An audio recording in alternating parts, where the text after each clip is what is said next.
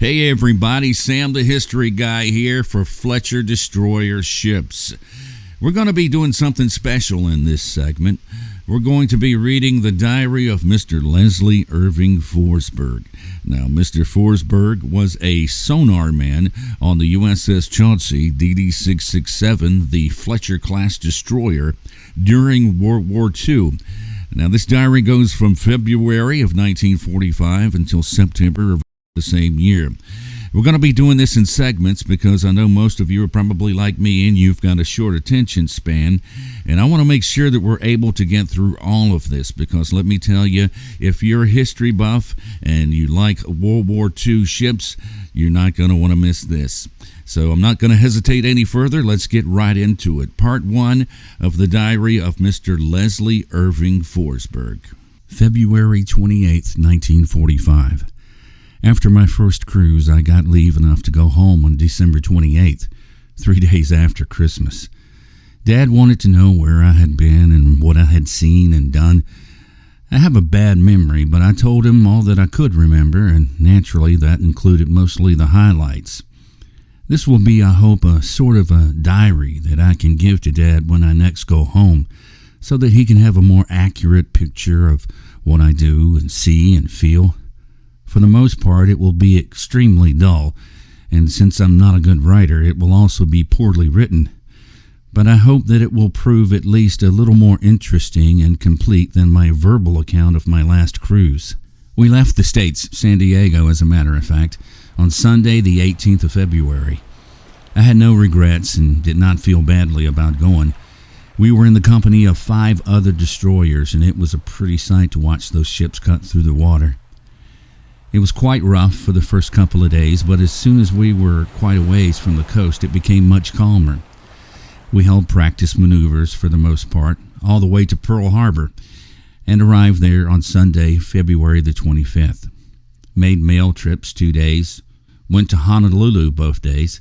One day I raided Liberty, and one day I didn't, but since I kept my Liberty card all the time, I got away with it so far. This morning, we came out of port and fired torpedoes for practice and held firing practices at night. We fired at a radio-controlled plane. The ship is painted a blue just above the waterline and above that a pale blue, almost a fog color. We're supposed to be attached to the 3rd Fleet now and should head west any day. I expect that new paint job is due to the fact that up around the Bonin Islands and around Japan itself, the weather is frequently foggy and will be less noticeable. I don't know what we'll operate with, but I hope that it's large carriers. With them, you travel fast, make some wonderful raids, and usually see plenty of action. Also, you have good plane protection, which I know comes in handy. The worst duty is with transports. They're slow and travel where the least excitement is until there's a new invasion. Even then, by the time the transports come in, the heavy fighting on the water and air is about over, and you just hang around and watch the troops and equipment land, knowing that they will have a tough going on land. And here you sit until the transports are unloaded and then take them back to a safer place and sit around while they load up again. Small carriers are not too good because they're too slow and usually do patrol work or go along with troop ships to provide air coverage. However, it's still better than the transports. Being part of a force of cruisers, battle wagons, and carriers, the large ones that is, you're liable to run into some action. Whatever we draw, though, I'm almost eager to get going west and get into things again. On the last cruise, we took the Japs' so-called island carriers, and it was exciting times. They had some tough bases, but now we will be going up north to Japan itself, to China, maybe the real Far East. At least we're going to hit them where it really hurts, and I've been waiting for that for a long time. I have hopes of setting foot on both China and Japan, and of course the Philippines. At Leyte, I was within easy swimming distance of the place, but circumstances and the Navy prevented me from going ahead and swimming over. Perhaps the Liberty or something like that will be in order when we get to Manila Harbor. They say that the Philippine beer is the best. I've acquired a liking for a glass or two of cold beer, that being due to the well-known Chauncey beer parties. 2 beers, which is our sole means of recreation and refreshment at these island bases. That is, except for the occasional movie. March the 1st, 1945. Now that the idea of this log is down on paper, I can be more brief in my daily entries. This morning, we were still on maneuvers outside of Pearl when we found out that our gyro compass had quit working, and also that our computer was fouled up. We fired another torpedo, 8 yesterday, using relative bearings, and made a good hit. The torpedo is set to pass under the ship on practice runs. It has a dummy head and floats when it's spent. We left the other cans, destroyers that is, and came in for repairs. No shelling on the beach for us tonight, and no one here is sorry. We've had plenty of practice in that.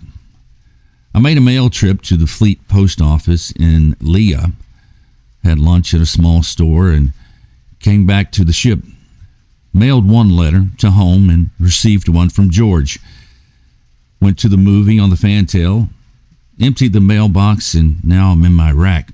Also, I got a huge ham sandwich from a cook who got a few good letters in the mail. March the 2nd. Got up early this morning and got ready to make a mail trip. The mail wasn't censored, so didn't make the trip until afternoon. Nevertheless, I spent a busy morning working the outgoing mail. The computer still isn't working, and the duty officer told me that we wouldn't be leaving tomorrow.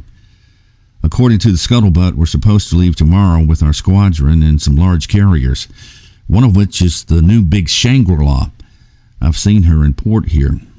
Perhaps they will leave and we'll catch up with them. At any rate, it looks as though we have duty with the big carriers, at least for the time being.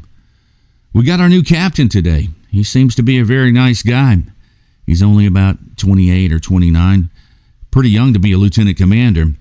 He comes around and talks to the men, and they like that. He'll have a better crew and ship if he treats the men right. Got a letter from Mom today and should write one before going to bed. I should also write to Charlie. Mom sent his address. It is his birthday this month, and Dad's too. March the 3rd. Today I was busy all morning with the mail and made a mail trip in the early afternoon. We didn't leave this morning, as did the rest of our squadron, but we'll leave tomorrow. At the post office, they said that they thought that we had left, and they were ready to forward our mail. I asked them where they would forward it to, but they would only say that it began with the letter U. So it appears that the only place beginning with that letter is Ulithi, a small island in the Caroline group. However, I was told that we were going to attack an island a few miles west of Iwo Jima 9 days before we invade it. This is supposed to be a secret. We haven't all of Iwo Jima yet, but we'll soon, and so this sounds like straight dope. No doubt it will be very easy for us, this attack, but for the ground forces, it should be tough. Perhaps we'll catch up with our squadron. I hope so. If we're alone, we'll get lousy duty. March the 4th. We shoved off early this morning and saw the last of Oahu for some time to come. I should say at a guess that we'll be back there again in September or October, maybe sooner, if we get all beat up. Going out of the bay, we were with a battleship, several cans, several destroyer escorts, and an English or Australian carrier, first of theirs I've seen. However, we didn't go with them, but waited for the Independence, a carrier. She's a CVL, that's a converted cruiser type. She has a cruiser's hull and engines and could outrun us. We're making pretty good speed, about 22 knots, and might catch up with our squadron and their carriers. At quarters this morning, they told us that we were going to Ulithi, but said nothing about the scheduled operation. We may stop at Inuiatak for fuel. I hope so, because then perhaps I can make a mail trip and see Chris. However, we could fuel from our carrier and make the trip non-stop. The water is a little rough. There are heavy swells and we rock and roll considerably. March the 5th. Still making good speed and will not fuel until we get to Inuiatak. The scuttlebutt is that we will join our squadron plus the Shangri-La and the Intrepid, another large carrier, and all of us will then join Task Force 58. A new ruling made by the skipper is that the OD on watch in the morning must eat the crew's chow, and accordingly at noon and night chow. They don't like it, the officers, because their food is better than ours. Perhaps our chow will improve now. I still haven't anything against the new skipper. Seems to be a regular guy. I hope so. March the 6th. The weather has gotten quite hot. It is especially hot below decks. Perhaps I will start sleeping topside again soon. We expect to arrive at Inuiatak on the 8th or 9th. Must write a letter or two before then. Also put some V-mail forms out for the boys. March the 8th. Note, past the international date line, it set the clocks ahead 24 hours. So we had no Wednesday the 7th. Went to practice general quarters this AM at 0600 as usual. I don't see any need for it in these waters. We are getting near Inuiatak and we'll probably get there tomorrow morning sometime. The carrier with us, the Independence, has launched no planes, and I wonder if they have any. I can see no reason why they wouldn't have them. For chow, we had pot roast, vegetable, ice cream, and lemonade. Quite an improvement. I guess that the ODs don't think that our chow was good. I'm glad they have to eat it. Perhaps the chow will stay good for a while. March the 9th. Got into Inuiatak about noon or a little after. I saw the building where Chris works, a few near the main island, just a sandbar. Put mail on the tanker as we were moving away out in the harbor.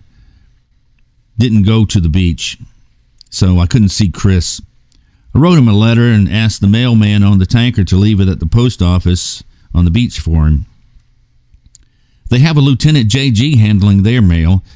He said that he would have the letter sent guard mail, delivered right to Chris. Some service.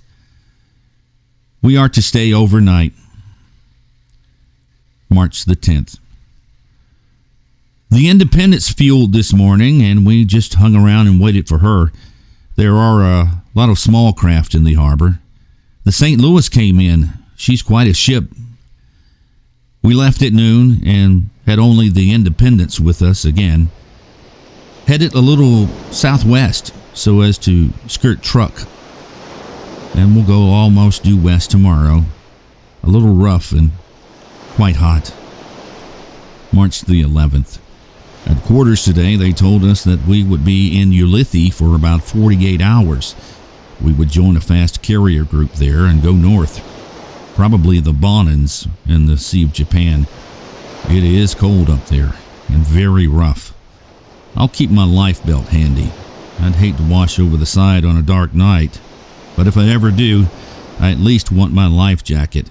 My 2 blankets were stolen, so I must try to get some new ones. Perhaps there are some old ones laying in the storage spaces. I hope so. It seems that the carrier has passengers, troops, instead of planes. She'll get planes at Ulithi. We get there Tuesday, the 13th, day after tomorrow, sort of early. The carriers often leave their planes out there when they go back. We saw a British carrier, one we gave them in Inuiatak. It was loaded with American planes. She was being used to ferry them out there. I suppose there'll be a lot of limeys out here now. They'll want to hog some glory now that we have most of the job done. Oh well, maybe we won't have to stay out here so long this time then. March the 12th. Still underway and the weather is quite warm. No blankets to be had on board. that concludes part 1 of the Diary of Leslie Irving Forsberg. Keep a watch out for part 2, coming out real soon.